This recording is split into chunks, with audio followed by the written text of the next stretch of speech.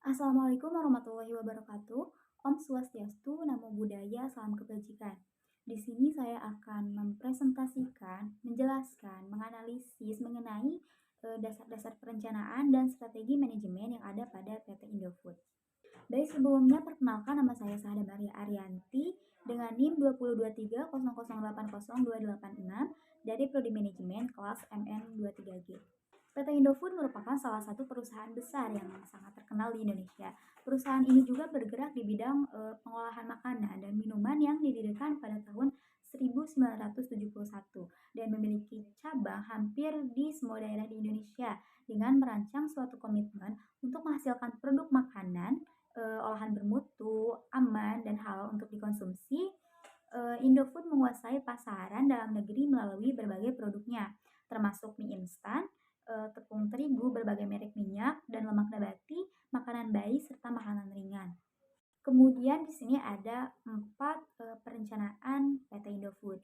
Yang pertama yaitu menetapkan arah tujuan dan target bisnis, yang kedua yaitu menyusun strategi untuk mencapai tujuan tersebut, yang ketiga yaitu menentukan sumber daya yang dibutuhkan, dan yang terakhir yaitu menetapkan standar kesuksesan dalam upaya mencapai tujuan. Kemudian di poin perencanaan yang pertama yaitu menetapkan arah tujuan dan target bisnis. Indofood berupaya untuk menjadi perusahaan yang dapat memenuhi kebutuhan pangan dengan produk bermutu, berkualitas, aman untuk dikonsumsi, dan menjadi pemimpin di industri makanan. PT Indofood juga memberikan solusi atas kebutuhan pangan secara berkelanjutan, senantiasa meningkatkan kompetensi karyawan, tingkat produksi, dan teknologi, memberikan kontribusi bagi kesejahteraan masyarakat dan lingkungan secara berkelanjutan, dan meningkatkan stakeholder value secara berkesinambungan. Lalu di poin perencanaan yang kedua yaitu menyusun strategi untuk mencapai tujuan. Di sini ada beberapa poin, di antaranya yang pertama, production planning atau PP, yaitu perencanaan produksi menggunakan SAP Indonesia. Poin yang kedua yaitu cakupan bisnis perusahaan Indofood dan peningkatan pasar. Poin yang ketiga yaitu setiap divisi harus menyesuaikan rencana produk masing-masing. Poin yang keempat yaitu harus menjaga agar persediaan di gudang seminimal mungkin, dan poin yang terakhir yaitu IBM e-Series sebagai platform hardware yang digunakan. Selanjutnya yaitu poin perencanaan pada PT Indofood yang ketiga, yaitu menentukan sumber daya yang dibutuhkan. Perusahaan Indofood akan mengoptimalkan sumber daya yang unggul dengan pemberian pelatihan dan berdasarkan kebutuhan kompetensi di setiap jabatan, mulai dari tingkat jabatan operatif hingga tingkat yang lebih tinggi. Membangun kemitraan yang saling mendukung dan menguntungkan secara strategis dan sinergis. Selanjutnya pada poin perencanaan PT Indofood yang terakhir yaitu menetapkan standar kesuksesan dalam upaya mencapai tujuan. Di sini juga terbagi menjadi beberapa poin. Poin yang pertama yaitu Indofood menempatkan manajemen sumber daya manusia sebagai salah satu strategi dan kunci utama menuju kesuksesan kinerja. Poin yang kedua yaitu setiap karyawan memiliki kapasitas untuk berprestasi dan memberikan kontribusi terbaik demi keberhasilan tidak hanya perusahaan tetapi juga bangsa. Dan poin yang terakhir yaitu seluruh bagian SDM sangat diperhitungkan pengembangannya. Tujuannya untuk menghasilkan tenaga kerja yang bertalenta, yang merupakan tenaga ahli yang mengerjakan pekerjaannya dengan baik dan bertanggung jawab. Sebagai perusahaan yang bergerak di bidang pengolahan makanan dan minuman, PT Indofood terus berkarya dan berinovasi untuk meningkatkan kualitas produk yang dikeluarkannya. Di dunia usaha, perusahaan yang bergerak di produksi makanan, minuman, ataupun jasa pasti selalu dihadapkan dengan adanya persaingan. Contohnya seperti di PT Indofood ini, banyak sekali pesaing-pesaing yang turut serta menciptakan produk yang hampir sama dengan PT Indofood ini. Untuk mengatasi persaingan suatu perusahaan, maka harus menempuh berbagai cara dan strategi untuk menyampaikan hasil produksinya, sehingga tercapailah sesuatu keputusan dengan cepat, tepat, cermat, hemat, serta memuaskan hingga produksinya itu sampai ke tangan konsumen. Manajemen strategi sangatlah dibutuhkan bagi suatu perusahaan karena manajemen strategi ini mampu meningkatkan dan menghasilkan kinerja suatu organisasi maupun perusahaan dengan rating yang cukup tinggi. Kemudian manajemen strategi ini juga mampu mengharuskan para manajer untuk selalu memeriksa kembali serta beradaptasi dengan perubahan lingkungan bisnis yang terjadi di lingkungan sekitar. Kemudian, manajemen Strategi ini juga mampu mengkoordinasikan unit organisasi yang beragam sehingga membantu para petinggi perusahaan khususnya untuk fokus kembali pada tujuan organisasi awalnya. Lalu seperti contoh pada manajemen strategi pada PT Indofood ini. Dengan meningkatkan strategi di distribusi, produk-produk hasil dari keluaran PT Indofood memiliki jaringan distribusi yang cukup luas, dan bisa dibilang seperti itu karena kita mampu memperoleh produk hasil perusahaan Indofood ini di daerah mana saja, khususnya di bagian wilayah Indonesia ini. Sangat mudah didapatkan bagi para konsumen yang ingin membeli produk-produk keluaran PT Indofood ini ya. Kemudian ada stok poin beralokasi di daerah-daerah kepadatan gerai nilai yang tinggi. PT Indofood mendistribusikan kembali produksi-produksi dengan melihat kepadatan gerai ataupun kepadatan distributor atau penjual karena kepada para konsumen, sehingga para konsumen dapat mudah mendapatkan barang hasil dari keluaran PT Indofood.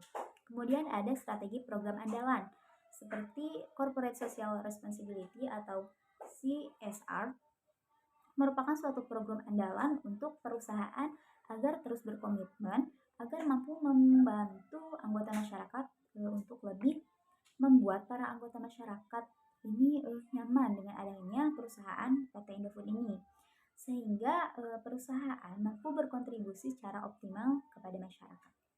Kemudian strategi selanjutnya yang diterapkan oleh PT Indofood yaitu strategi pemasaran. Di poin pertama ada produk, yaitu contohnya produk mie instan yang cukup digemari oleh seluruh atau hampir keseluruhan masyarakat di Indonesia. Maka dari itu PT Indofood terus berkarya untuk menciptakan rasa baru dari produk yang diciptakannya, seperti banyak sekali rasa mie instan sehingga membuat para konsumen lebih banyak pilihan untuk memilih mana sih rasa yang paling cocok untuk dikonsumsi. Nah, dari segi ini perusahaan sedang menentukan strategi meningkatkan kualitas produk sehingga lebih banyak dinikmati oleh masyarakat. Selanjutnya ada di poin price.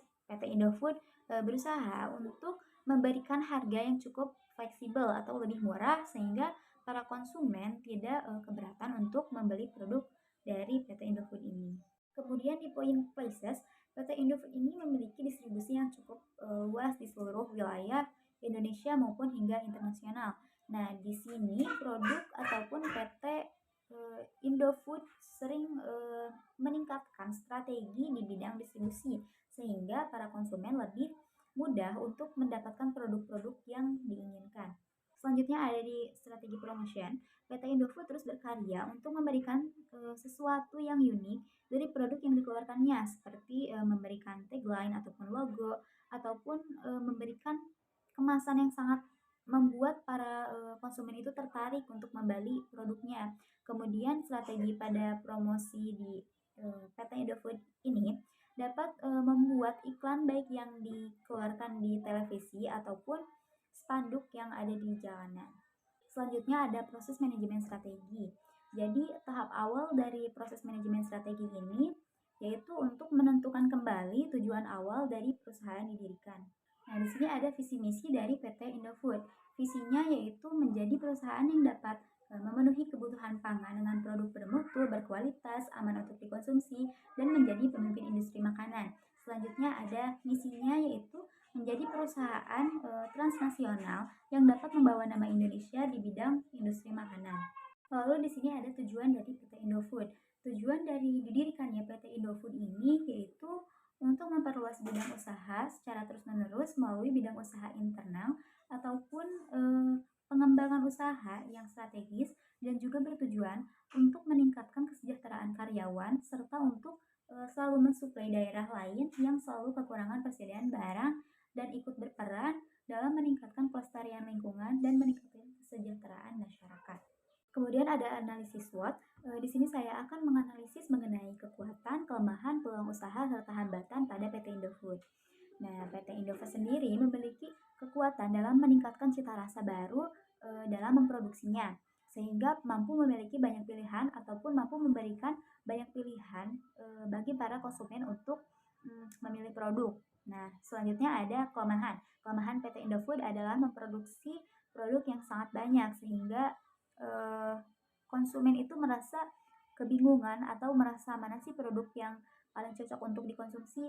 Sedangkan PT Indofood ini terus berproduksi terhadap produk-produk baik itu yang diminati maupun tidak diminati oleh para konsumen. Selanjutnya ada peluang. Di sini PT Indofood sering mengekspor dan selalu melakukan ekspansi produk ke luar negeri dan mampu berkolaborasi juga dengan perusahaan yang memiliki produk sejenis sehingga PT Indofood juga terus berkembang di dunia perekonomian maupun di bidang hubungan perusahaan lain.